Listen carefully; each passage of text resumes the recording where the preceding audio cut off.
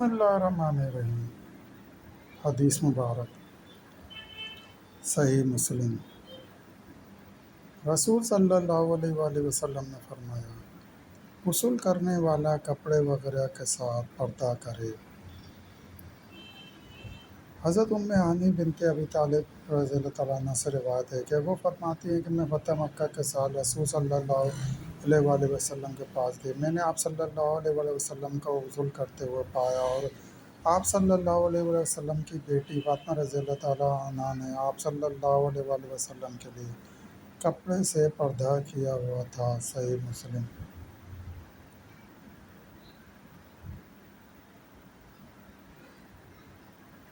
حضرت ام ہانی بنت ابی طالب سے روایت ہے کہ وہ فتح مکہ کے سال رسول صلی اللہ علیہ وآلہ وسلم کے پاس اس وقت حاضر ہوں جب آپ صلی اللہ علیہ وآلہ وسلم مکہ کے بلند حصے پر تھے۔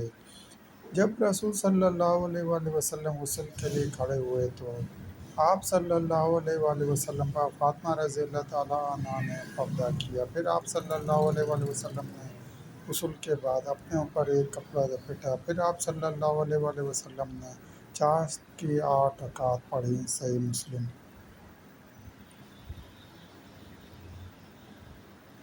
حضرت ام ہانی رضی اللہ تعالیٰ عنہ سے دوسری روایت ہے کہ آپ صلی اللہ علیہ وسلم کی بیٹی فاطمہ رضی اللہ تعالیٰ عنہ نے آپ صلی اللہ علیہ وآلہ وسلم کے لیے کپڑے کے ساتھ پردے کیے۔ جب آپ صلی اللہ علیہ وآلہ وسلم غسل کر چکے تو آپ صلی اللہ علیہ وآلہ وسلم کپڑا لپیٹ کر نماز چاشت کی 8 رکعتیں ادا کیں۔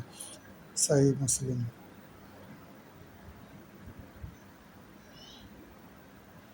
حضرت میمونہ رضی اللہ تعالیٰ عنہ سے روایت ہے کہ وہ فرماتی ہیں کہ میں نے نبی صلی اللہ علیہ وآلہ وسلم کے لیے غسل کا پانی رکھا اور میں نے نبی صلی اللہ علیہ وآلہ وسلم کے لیے پردہ ڈالا۔ پھر آپ صلی اللہ علیہ وآلہ وسلم نے اس پردے کی اوٹ میں غسل فرمایا۔ صحیح مسلم۔ شرمگاہ کی طرف نہ دیکھنا۔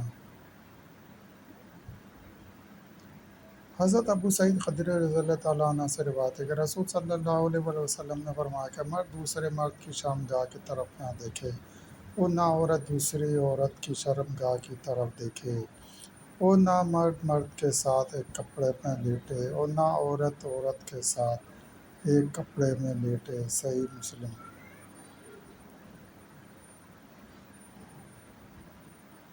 دوستوں، سلسلہ بھی جاری۔ مزید حدیث مبارکہ سننے کے لیے چینل کو سبسکرائب کریں اور گھنٹی کے نشان کو لازمی پریس کریں۔ لائک کریں، شیئر کریں۔ دوستوں، ویڈیو دیکھنے کا شکریہ۔